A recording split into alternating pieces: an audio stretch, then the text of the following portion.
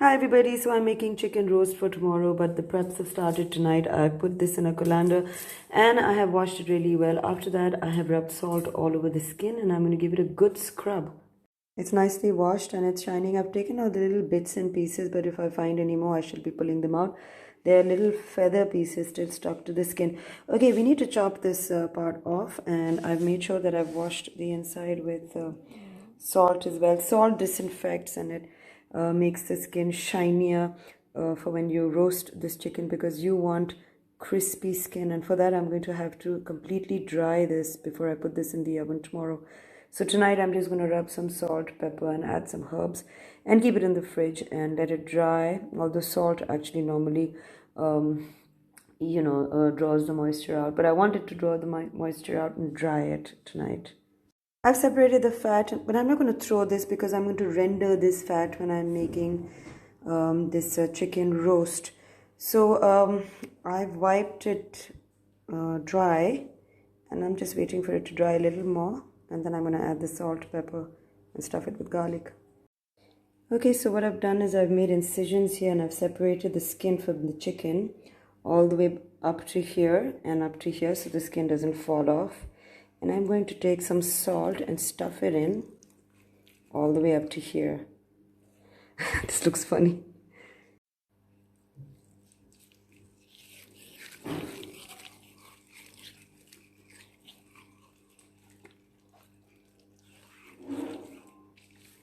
And on the top. And I think I'm going to add smoked paprika to this as well. And the same thing to the back. Rub paprika on both sides, and I'm just going to use a tablespoon of garlic on the back and the front, and a wee bit in the cavities. Give it a good massage.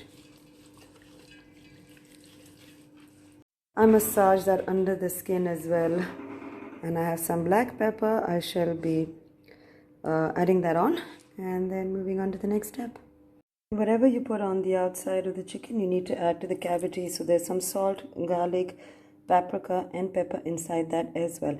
I'm going to wrap this up in cling foil and put it in the fridge overnight. I'm saving this fat for tomorrow as well. I shall render it in the oven along with the roast. And next up, I'm going to be marinating some river sole, and this is a round sole. I've never used it before. Unfortunately, the fish butcher has done that to my beautiful sole, and I'd asked him to descale it and he'd only descaled it one side. When I turned it around to make incisions, I noticed he hadn't descaled this, and it's a little tough doing it at home. Well, I still have to do it, and I just wanted to show to you that there's a special kind of utensil that you need to descale, because then otherwise you have to sit and do this. Look at this.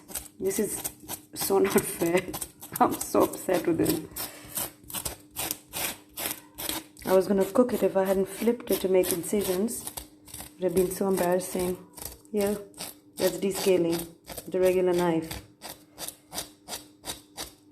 Okay, now I'm feeling really bad because there was scales all over me, and I'm really feeling bad for the guys who have to do it for a living. Imagine they do it day in, day out. It wasn't that tough. Alright, let's dry this and then let's add some ingredients to this. Other than the lemon, there's 6 ingredients. I'm not adding lemon to this because I don't want it to disintegrate. Lemon is acidic and it's going to break down the fish, so I'll add that tomorrow. I didn't have to marinate this, but because I don't have time today, so I'm just leaving it in the fridge and cooking first thing tomorrow. 1 teaspoon each of ginger garlic paste, 1 large or 2 small bird's eye chili chopped, some salt, some chili oil, some sesame oil. Rub it and put it in the fridge, both sides. So in all, I took about 1 teaspoon of chili oil for both sides, 1 teaspoon of sesame oil for both sides, and you saw the other ingredients. I have rubbed all of that, and I made sure I stuffed the incisions as well, as you can see here. Stuff it in. And I'm just going to put this away in the fridge. I'm going to be baking this tomorrow, so guys, join me tomorrow for a round of sole fish, quite literally.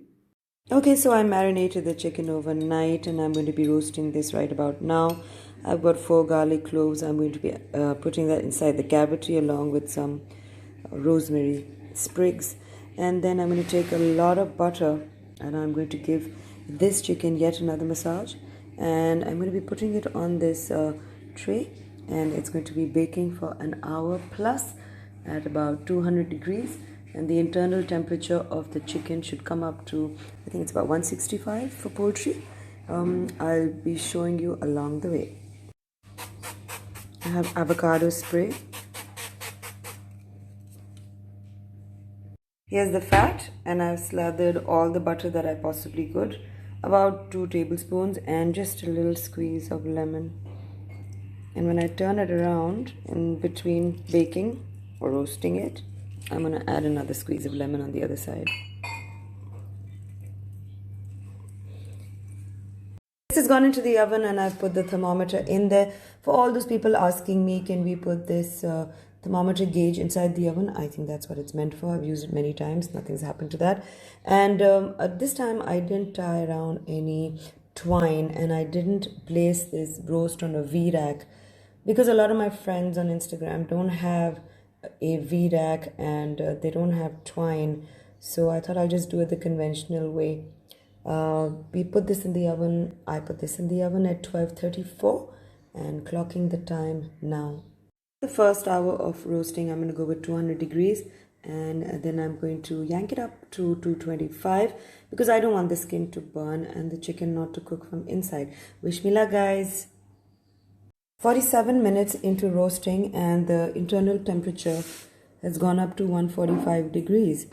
This I had inserted in the thickest part of the thigh, and that's where you insert it for an accurate gauge. I won't be flipping this around till at least an hour. Then I'll flip it around for 15 minutes and flip it back for the last 15 minutes.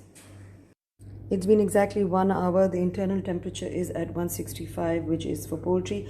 I'm going to flip this around for 15 minutes. There are a lot of juices in the pan, so I'm going to use these juices to baste the roast chicken on both sides. Taking out the garlic pods, cloves, so that it cooks a little more. So basically what I'm doing is I'm basting this with the leftover juices.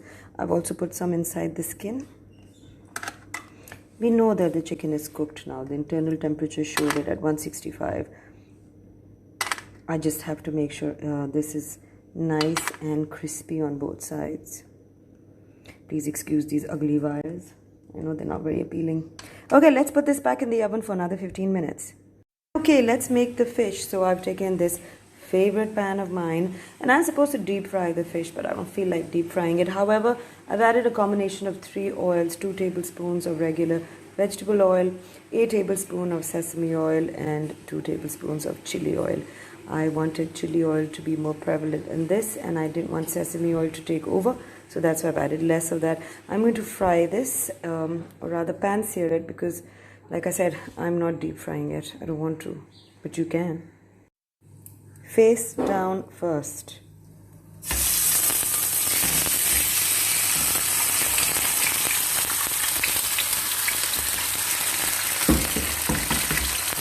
Medium to high heat.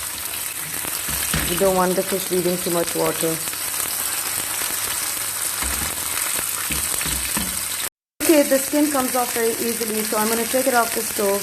I'm going to wait for it to cool down a bit, and then I'll flip it. This is only because I'm not deep frying it. If I deep fried it, the skin wouldn't come off.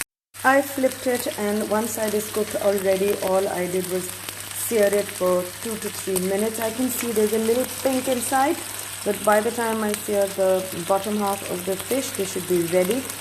I'm going to try it and see if I need any seasoning. I will be adding some spring onions, some coriander, and a nice amount of lemon. I've added the spring onions and the coriander. At least 1 lemon. And let that cook in there as well. And this fish is ready. Just before serving this, I just want you to garnish it with a little bit of spring onions, coriander, and if you want some bird's eye chili, I'm going to be doing that too. I hope you liked this recipe, guys. It was so easy, wasn't it? I'm making these vegetables as a side for the roast chicken, and I've taken a pan. I'm frying garlic. I'm going to add some red chili flakes, and then add the vegetables and stir fry it.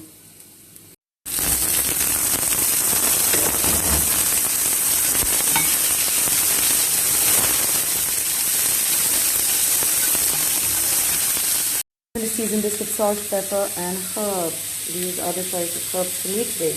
You may use mixed herbs. I'm also frying some parboiled potatoes with its skin on. So I boiled it with a teaspoon of salt. I like leaving the skin on. This is going to go with the roast very well. I was leaving this in the oven for 15 minutes, but I ended up leaving it for 25 minutes.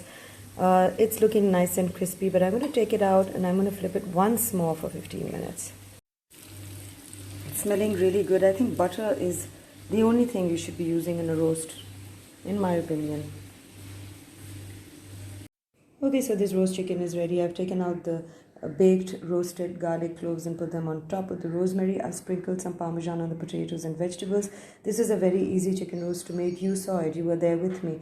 If Nat can cook, so can you. But if you guys have any issues whatsoever, all you have to do is DM me. You know where I am. I hope you guys make this soon and write back to me. And the fish is also nice and steaming hot. I shall be serving this soon. This is a 6-ingredient recipe and this is very easy. You guys should pan fry it or pan sear it like I did.